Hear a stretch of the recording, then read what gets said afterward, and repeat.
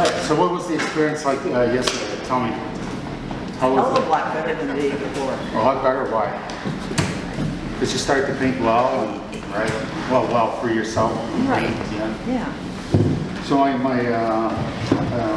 were you all nervous in any way? You all seem to have gotten pretty well within your zone, you know. I saw that you were locked in very nicely. All right. My question to you is, to everybody actually, is, you know, take a look at the work that you did yesterday, and show of hands is, how is that the work that you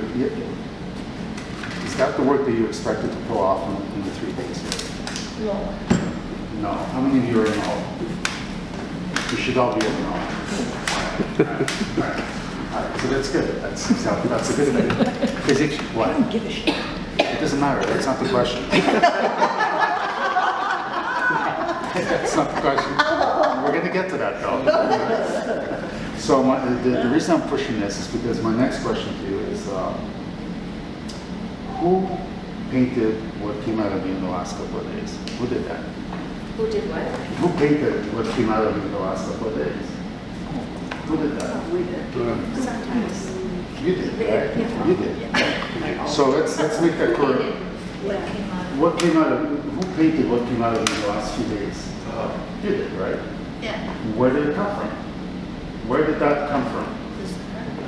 My other personality. Okay, let's call it the other personality. How many would say my other personality? My heart? How many would say my heart? My truth? My instinct. What really wants to come My out. truth, my instinct, right? The what? What really wants to come out.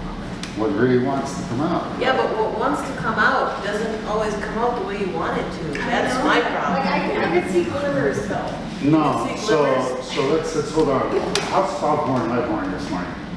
He's awesome. He was just like doing his little dance around all the ladies, you know. So where we're going with that is that, where I'm going with this is that if you have a resistance, and what's coming out is what I wanted to come out, is because there's a resistance. A lot of you let go of the resistance. You said, I don't give a shit, right? And as soon as you say that, you've swung the door wide open for whatever was resisting is no longer resisting. It's coming out now. So as soon as you get fearful about that, and you do start to give a shit, what you're doing is you're basically bringing in your mind again to control the narrative. So now you're out of your element, and now you're painting in the way that you thought you would want to paint while you're here. You see? So what you've done, all of you, is you've opened that door, and you've seen the truth of what your real potential is. But how do we critique ourselves from our heart? I mean, we've gotta, like, if you know something's not quite right, Well, what is how do you get out of your head and know from your heart what it should be? Give me an example of what is not quite right. Because when we started, you and I together, this is not quite right for you. Like even just going in that direction in sketches, you were resisting that. Yeah. And so, you know, I was grateful that you're But like not a compositional thing or a told- color not I told- being... Well, that's all stuff that comes afterwards. That's all Okay. stuff that you keep working and working and working. You're not going to get on the first one. The most important move that you did is that you allowed this to come forward. You allowed yours to come forward. You allowed whatever that expression looked like, you made that come forward. So now there's a whole new person. There's a whole new identity that's painted. It's not the person that you had in your head. When you came in here saying, you know, I'm going to paint these flowers, and because I've done, in your case, landscapes, and they're realistic, I'm going to paint the flowers realistically. And suddenly I come in with this sort of like idea and an energy where I'm telling you, no, you don't need to do that. And that impetus, that little spark inside of you said, did you just say no? I'm going to kind of start to come in, you know, you have permission. You have the permission to express yourself the way you want to. And then once that's there and it's staring you in your face, now you have the choice of either shutting that door and putting that person back into that room, or continuing with that. So what I saw yesterday from you is like you pulled off 2 paintings in one day, and you're happy. I could see the energy's flowing. You're just painting. You're not thinking. All of you, by the way, were in this zone. Okay. Some of you are starting to experiment. You're like, I need to try this. I need to try that. So this desire to have to try something, that's your child saying, I want to play. I want to play. So your choice now is like, you can put the child back into its room and say, later. And then you're just going to postpone the inevitable. You're just going to cause more resistance. And the more resistance you cause, the more self-inflicted trauma in your own psyche is going to start to evolve. And you're going to be miserable as an artist. You will. You're always going to feel like you're never attaining this goal that you want. You know, you're never going to be where you want to be. Now, the part, like you say, the composition, the color, you get that from me, you get that from David, you take that from taking workshops, you know. But, and practice, studying other artists, like I said, you go to the museums, you know, you go look at those artists. Milwaukee is a great museum, actually, when you're in town. So that's the part that you nurture in a different way. But the impetus of it is like, I've got this thing inside of me that needs to be expressed. A lot of you, I think, we're probably just suppressing that artistry. How many yeses did I get on that? You know, Suppression equals depression. yeah, but you exist will persist. I mean, it's very true. That's right. But you need to sort of today embrace what you've done. Like, love it. Love the hell out of it. Like, really, really love it, because it's you. What came out is you. It's not. I didn't coax you out and say you need to be this. And initially in the first class, you were trying to emulate me. That didn't work. That was like, you were going to tank with that. But you immediately pulled it right back up. You know, second class when you came in yesterday, you took that plane and steered it right back up into your area. And never once did I come in and disrupt that and say, no, you shouldn't think that way. I would always look at what you're doing and say, okay, let's move on. Let's move forward with this. Let's move forward with that. Okay? So we've been working together. And yesterday I made it very clear, I come to you, you don't come to me. It's different. It's a very different way of approaching the art. I have to go see what you're doing, and then I lock into who you are, read your psychology very quickly, find where the resistance is, and create that opening for you, and then your choice is whether you want to resist or come into it. You know? So there's one or two of you that have resisted here, and that's okay. The next workshop, we'll break it down. And sometimes it's also a question of just continuing, working on it. Do you agree with what I said? Does it make sense? Do you feel the resonance of that? Because from here on, moving forward, like, you can't turn your back on this anymore. You can't. You do understand that, right? Like, you can't turn your back on this. This is going to create an incredible amount of stress on you. You're going to be like, where do I go? Just stick to this and develop this. Just stick to it. Case in point, I mean, look at what we did yesterday. Well, what I was going to just mention is that what I went from is trying to copy something that's, there, and just saying, like everybody else said, screw it, ad-lib it, Yeah. and just make it up, make a whole different, maybe use that as a guide, Yeah. but then just make it the way you want to and not have to follow exactly what that shows, because that's what I always got hung up on, was trying to follow exactly, make it look just like it was on the photo or the picture. So And you can't do that. I mean, I'm trying to get away from doing that. well, you already did. So it's not even a trying, it's like that painting right there, it's a watershed piece. It's like you gave birth, basically. And so you have this whole new baby up there, and that's your starting point. You got away with it. So you've started something new. So this is the part that I want to bring in with everybody. Is like, you've done it. You've done it. You did it in 2 days. You have gone into a new area.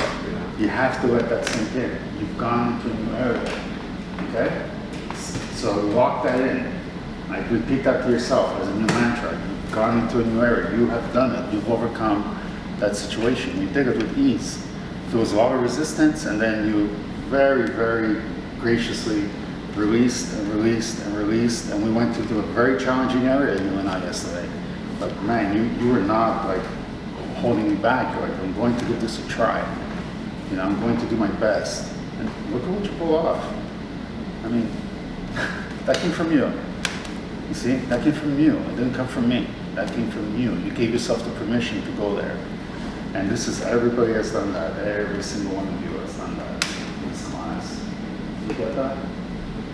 And you were going to say something, you had a question? I think I was going to say, so moving forward, what's next to keep All right, so let me throw that right back at you. I'm going to put you in a scenario. I'm not there, you're in your studio, and you're gonna put a canvas up there. Who are you going to paint like? What's your reference point? Where are you going to start? Probably where I left off Absolutely. here. Yes. And just this is how I would do it. So even if I'm painting from, I like to paint from life, so I have something set up. For me, it's just quiet, and then picture that, like almost going through the motions of doing big, bold, you Yeah. know, Yeah. energetic, that kind Yeah. of thing. So just, I would probably just meditate on that for a little while. Right. And then look at my piece, and whatever draws my attention first, I would, Right. So then, Start there. and take that piece that you've done, and keep it next to you. Keep that right next to you. This is for all of you. Keep it right next to you, because that's your companion on the journey. right, Okay, so you're gonna need that next to you. Because if you bring in something that you did 3 months ago, you have a disconnection with that. That won't no longer exist. You know, try and be the person that you were yesterday. It's impossible. Try and be the person that you were 2 weeks ago. It's impossible. So because you poured your heart into your painting, try and go back to that piece. You can't do it. So you have to start from where you left off, right? And the other thing that I do as a mental exercise is like, if this is the piece that I've done, whatever size it is, the new painting that's going to come in is a continuation of this. It's like an outflow of whatever garden is in here now comes into here. can you elaborate on that? Well, it's like a garden just continuously growing into my next canvas. Okay. Even though it's a new Of course. part of the garden. Of course. It's Yeah. like, remember, you have a canvas, Right? okay? Yeah. But you don't know what's happening here, and you don't know what's happening here because your focus is here. So just like a film reel, you now move the film reel, Okay. and now you have a new focus. Yeah. So you're taking this and bringing it here. Now, when you're focused here, you kind of have an idea what happened here, but you have no idea what's happening here. You also have no idea what's happening here, and you have no idea what's happening here. And you move this over, and you bring this up. And again, we're back in that same situation, right? Yeah. This one over here now is starting to get further and further away from you. Remember that. So your reach is further out. So if you're trying to reach out to here, like, that's a long way off. You're always here. So you're always here with what you just did and where you're going. So you're in your presence. And it's okay to just keep expanding. You're I mean, always, as far as like always expanding. what So you that don't inner pull child, back. so that inner child really wants to come out. Because it's going to take a little time to, Oh, it's a lifelong commitment. yeah. Yeah. So you have all the time in the world. It's a lifelong commitment. It's not a 1 month, 2 months, or 3 months. So when you understand that that's kind of the process, then you're open to everything. You're open to growth. Is basically what I mean by you're open to everything. You're open to allowing all of that to come in. Yeah, that's the fun part, because then it's like you're excited. You're like, what's going to come out of me today? And as long as you're true and you're connected to your heart, you know, you're connected with that truth, then you can't deny that. That has a lot of power. And people will see that. They'll say, wow, this is really earnest what you're doing. They'll sniff it out of you. Like, they'll see it. Yeah. So that's your next move. It's like, I won't be here. You'll have the notes. You'll have the film. You can review it in your mind. You can replay the film also. You'll see what we've been talking about. But that's part of the exercise, is that mental gymnastics. But it's an emotional thing also. That's happening. And that's how I proceed. You know, like I have about 5 commissions coming up, and they're all large size. Like some are 10 feet, some are 8 feet. So I'm like, how do I stabilize myself with that? Well, it's very simple. I pick up where I left off, and I continue my garden, and then I continue the garden, and continue the garden. And if at some point, one day, when it's all over, somebody puts all those pieces together, there'll be this amazing amount of garden around us, right? And that's how I see it. Okay? To give you an idea, because you're basically cultivating your art and your life on canvas, is what you're doing. Yeah. So that should give you some groundwork. Does that make sense? Yeah. Rick, where would you go with the next piece? Well, probably find something really simple so you don't make it There you complex. go. Exactly. And simplicity is the key.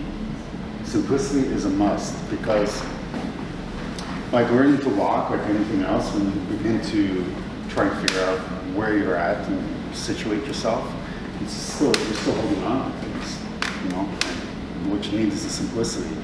So you're able to let go just enough to introduce something new, and then that simplicity will sort of take a life of its own.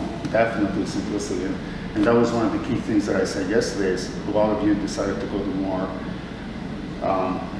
complex route in terms of composition. I brought you right back to simplicity. But look, simplicity, look what we got out of simplicity. Yeah.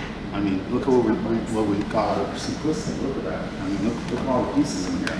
And that's simplicity, but yet it's not. It's very complex. You have to decide the composition, the colors, the displacement of the shape. There's a lot in there. So a lot of you are in that zone now. You see? So don't knock simplicity like as if it's like, wow, it's just that. And I'll bring you back to some of the great painters in our history of art. A lot of those paintings it's a simple table with fruit on it. I mean, but man, it's brilliant. Very simple. Manet's flower series. Manet's flower series. You know, Monet and Degas, or just a woman sitting at the table with her hand like this. And, wow. When you look at that, you're like, all right, that's not that simple. It's simple in the sense of like this one subject table and a bar setting. But wow, does that ever speak a lot? And Cézanne's fruits, and you see what I'm saying? It's like, and there's a lot of heart in there. There's a lot of emotion. That's the important part. And you'll be surprised how much you can pour into it. Yeah. Anybody?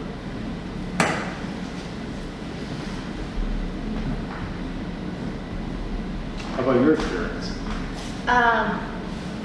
It was interesting because when I was on the paper, I felt like I couldn't do anything with that paper. And then once I got to the canvas, it was just like, Yeah. it was like, oh.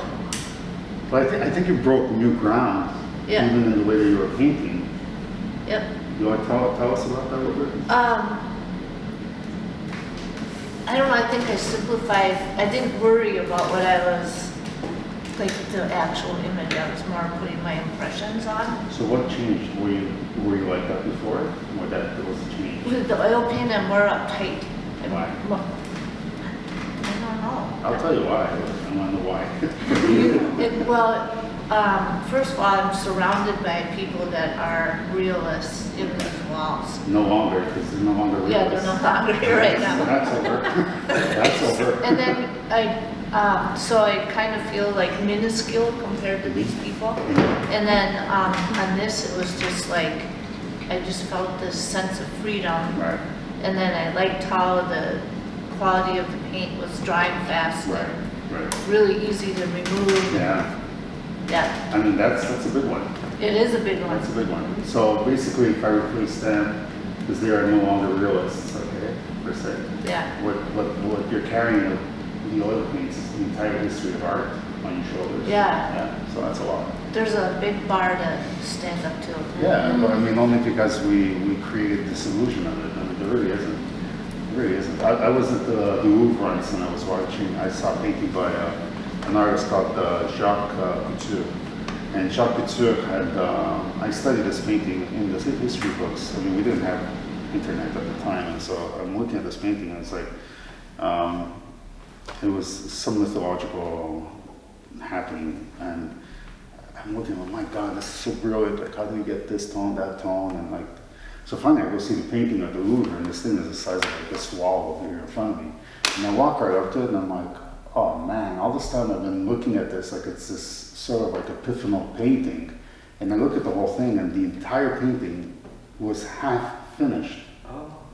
Yeah, kind of like the way you're working. And I looked at that and I said, so here I am scrambling, thinking that everything had to be painted to this exactitude. The guy just left his under drying. He's actually lying like that. But the illusion of it made it look like it was actually half finished. And I had a eureka moment. I'm like, I wouldn't have to finish half of my paintings. As long as I create that illusion of it, I go, that's the real mastery, right there. Yeah. And then from there, I took that, and I think that was like 1600s, early 1700s, and I took that and I jumped right up to de Kooning. And now okay, there we go. That's it. You see what I'm saying? Yeah. So it just wiped out the entire, that's when I stopped looking at all that art. I said, I'm done, that's it, completely done with that. But I just wonder if you could get the same sort of freedom if you applied it to oil paints and the same, Yes, of course you the can. same approach? You can, but what's going to limit you is the time, the drying time. I was gonna say, why switch Thank to you. oils? Why? Why would you stick to oils? Yeah, you gotta You smell were it, just turpentine and. You know, you're the little gymnast just like doing all the things. Yeah, like suddenly On the wall. it's just suddenly, she's right, like suddenly you're gonna put yourself back into that box of like traditional idea, like it has to be in oils, because I won't be regarded as a serious artist. I mean, come on. That doesn't apply, I mean, it really doesn't. And remember, the only reason we had artists, oils, is because that was the medium of choice. Nobody had come up with a plastic resin yet. We weren't melting petroleum to be able to make acrylics. We didn't have that science. Right. And then the science came in, and then the artists started to look at that, and they're like, Jackson Pollock is like, I'm gonna paint some massive paintings with this. He couldn't have done that in oils. It was all done in acrylic, and everybody's worried. Okay, well, let's improve the acrylics, and they did. And now we're like, okay, and let's make them look like oils, and we did. Yeah. Why are we still using oils? I have to make a confession. Oh.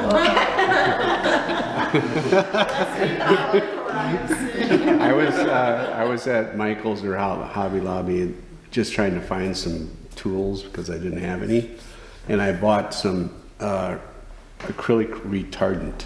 Get out. Right now. To slow up the, and once I show up here and then you start talking about how quick everything, I'm going, why did I waste money on retardant? Right, yeah, exactly. Why did I do that? Yeah, and that But I was- didn't know. I did. Yeah. I thought you were, it goes back to this oil painting because it takes so long. I thought, well, maybe we gotta maybe we don't want it to dry out so fast, so I better put some retardant in. That is really, I remember retardant when it came out, it was really developed for the transition from oil to acrylic, because a lot of oil painters would say, yeah, but it dries so quick. Okay, well, we'll give you some retardant. And it doesn't really work that medium. Like, so every time you use a medium, like if it dries quicker, you work, if it dries quicker, you work at that speed. You use the medium for what it gives you. And you'd be surprised, it's just, you use pastels, like they're chalky, they're dry, they're dirty, you use them that way. Don't try and make the pastel super smooth. You leave your mark with the pastel. And then you get this amazing result of the pastel. But if you go in and you try and make it look like oils, it's like, then just go use oils. You see, if you're gonna use acrylic, it has certain properties that make it look like acrylic, which is what you're all doing here. That's where you get like the best out of the medium. So if you want to do oils, yeah, use oils, go ahead. But again, there's so many limitations to oils. Like there are so many limitations that most artists refuse to look at them. And I look at acrylics, I'm like, all right, look, you stay 3 months on your oil painting. I'm gonna be I'm like 3 months and like 20 paintings, So there's that. There's a freedom of that, yeah, and cost also, all of that. It does give you, and acrylics don't give you a lot of time to really think about what you're doing. No. So you just go and you do it. You don't need, you kind of do it and then you come back and maybe you think about it, but you don't. With oil painting, you got all, you're mixing the paint. Yeah. Oh, it needs to be a little bit more red in there, mix it. And then you Yeah, there's think a lot more thinking time with oil when you're doing oil painting. And so that's the liberation that you had, is that Yeah. you weren't thinking anymore, so the child just came out. Yeah. Children don't think, they just respond. And that's what happened. It's like your inner child came out and said, wait, I can play here, I don't have to like overthink this thing? No. And if you mess it up, I can just put more paint on top and Yeah. then cover what's underneath. Yeah, and I can do that in like 4 minutes. Yeah. It's like, yes, it's all yes. So it's very liberating. It is.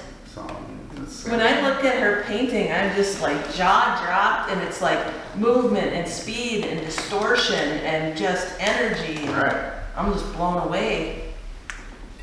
My mother would say, it looks like someone ran over it. Yeah. You know, some people don't understand. No, it's not for her. No. It's not for her. My gallerist in Montreal always used to say, he taught me how to sell work, first of all. Like, he was brilliant, he still is brilliant at selling work. How do you do that? And he would say, like when a client comes into the gallery and looks at a painting and says, and they start saying, it's this, it's that, or I can't afford it, he would just simply say, it's not for you. Woo. But it's true. It's not for you. And then they want to fight you and say. No, it's well, just not for maybe it you. is. However, this may be for you. Oh, I see. This may be for you, but this is Yeah. not for you. Like, don't even look at it. If you just Or don't even, love it, even then if get you don't away have the from it. capacity to understand what's there, it's not for you. Not at this moment. Maybe 3 years down the line, you're going to come back and say, wow, I missed out on that painting. I get it now. Because it's part of evolution also, don't forget that. And you as an artist, it's the same thing. It's like you're painting something because this is what it is for you now. But in the last 2 days, we just like shut one door and opened the whole other one. And when you come back here and you do the courses with David, your paintings are going to look different. Sorry, but they will. And if they don't, and you go back to what you were, you're not being true to yourself. You're going to cause a disruption in the flow of your creativity. Huh. I've been there, I've been through that. So, and we're gonna do a class critique. And before we start, I wanna point something out to you. You guys really suck at your brushes, I gotta tell you, okay? You keep you keep falling back on the brushes that I'm telling you, try not to use, all right? I've done every single one of my paintings using these, all right? And maybe in there's a filbert 1 or 2, all right? But the amount of work that you can get, and Rick, you're subject to this, like you had the experience of that. The amount of work that you can get with just these brushes like this, it's amazing how much stuff you can cover. So try and get used to this, okay? Some of you are using very pointy brushes or very short flathead brushes. Those are great for portraiture. When you start to get into brushes like with the flowers and you start painting like this, you're painting large, you want the expression, you want the flow. This line will give you a very, very thin line, and then if you add a bit of pressure, it's gonna go thick and then back to thin again. Get used to using these. This is, if you look at the entirety of my collection from 2013 to present, this is it. Like for plaster, that's a whole other business, but I do use that a lot. My point is that it's $1, $2, and then you get it for like $27 and like $18. What's the brand on those, excuse me? These are liquid pets, freestyle. Oh, they are? Yeah, they were developed for mural artists a lot. And they do great brushes. I mean, sometimes it gets to a point where the hairs just fall out. But these, when they get really, really hard, it's $1. You know? You're not thinking about it. It's okay. So that's the other part. The other part of the freedom that I'm providing with the acrylics is that you can use these. Okay. So there is a certain thing that, a certain way of, you have to chisel the face. There's certain brushes that you use with that. All right. And you use them with oils, I get all of that. And when you start to do it with the acrylics, bring this in, this will help you chisel. And then the smaller ones that you have, remember, they do not hold a lot of paint. It works great for oil because you can extend the oil. Like a small drop will go from here to the other side of the street. With acrylics, a small drop, you won't move more than a centimeter, as you've seen. So you need a brush that really pulls the paint as far as possible. And with that, you can make some varnish, or you can mix the acrylic 65, okay? So you do need some of those mediums. The way you would use linseed oil for your oil, acrylic also has its extender, okay? So try to get into the habit of doing that, and when you do the portraits, when you go back into painting, whatever size you're working right now, if you're working smaller format, try and go even larger. Like bring your painting to the size the way David has there.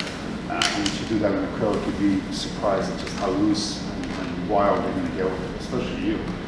We have to fight it down now. It's crazy. Whoa! It's good. It's great. Huh? You happy with Yeah, and then this morning I was looking at your examples, and so some of your peonies look very lifelike, so I was trying to figure out how you did that. What year was that? It was, I don't know. But you don't want them lifelike anymore? No, I just... You don't do it? They were never really... It depends what year. Because 2013, I finished with oils. Oh. And that last series, which is the contemplated series, that was all very flowers within flowers, which is very intricate. That's the last oil. Actually, 2000... Yeah, that was the last of the oils that I did. Oh, maybe that's a different. And then I just started working like left hand and just started to get those traction more and more. Okay. Yeah. But I will create the illusion that they'll remember it's just paint. So just like that painting that I saw at the Louvre, and I went up close and I saw there's just a bunch of marks.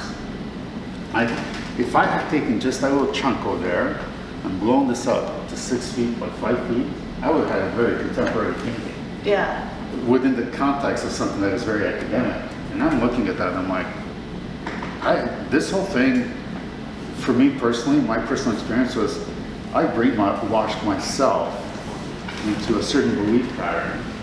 And then I looked at that and I said, so the American contemporary artists of the 50s, which were absolutely brilliant, came in and deconstructed all of that. Broke it all the way down. They kept simplifying by necessity, because we were stuck in this kind of like hole yeah, of like academic realism. Fortunately, in the 80s, John Angel came back and he started a school of Tuscan academic drawing. And he revived it. But he revived it to a whole new level where now it has a sense of contemporary aspect of it. And it has its place where people really go in there and they truly enjoy rendering that way. But then the catch there is that you can become stuck again with this sort of like structure that's in there. In contemporary art, there is no structure. It's like you come in and like, what can you do for me? Like, what newness are you bringing? What are you bringing that is contemporary, that is new, contemporary being of the moment now, without rehashing what's already been done? right. So the challenge is still there, I know, but it's just different. Like, I'm coming in with a chainsaw, and I'm gonna come in and I'm gonna do this, and then, all right, if it's interesting and it creates art, yeah, we can work with that, you know? So, But academic painting has so many rules to it, like you have to have light, dark. some this. people need those rules to work with. So, you know, that's all I'm saying is like, look, I started that way too, and I needed those rules. Well, I saw that painting, and I said, I'm done. I don't need those rules anymore. I see it now. Because I made the correlation with what's going on over here, and I went, oh, okay. All right, so the freedom that I saw here, I was like, no, I can't do it anymore.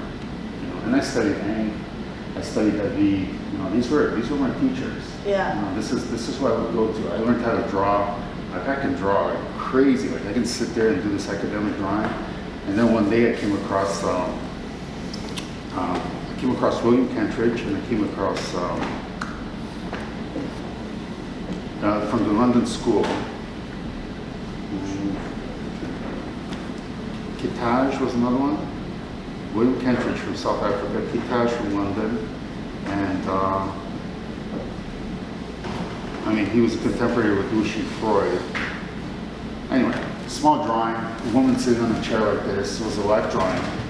And all he did is he just took his concrete stick like this, and he took the side of it, and he was just like, line after line, line after line, line after line, just like this. Just line after line. And I looked at that, and I'm like, he's just making marks. He wasn't even drawing, he was mark making. And then I went, oh, okay, and there it is. There's that contemporary aspect. Like, it was liberating. Because, Yeah. you know, so there's that part of it. It's like you go play where what's necessary. You don't go with the reading or the graph on, you know? But make your adjustments accordingly. Make sure that you're part. Okay. Questions? What? You look at me like this. Does that resonate? Does everybody get that? Or does it, yeah? So we deconstructed, now you're going to reconstruct again. You're going to stick to what you basically learned here, if you want to. It's your choice, of course. If you don't, you'll feel the struggle. And then remember my words, when you feel the struggle, you choose where you want to be. Okay? So, I mean, I think for you, just like run with it. You know, all of you, just run with what you have. And, you know, I do portraits also, and they look like my paintings. From a distance, they look real. When you come up to it, it's just a bunch of color just coming together like this, and strokes.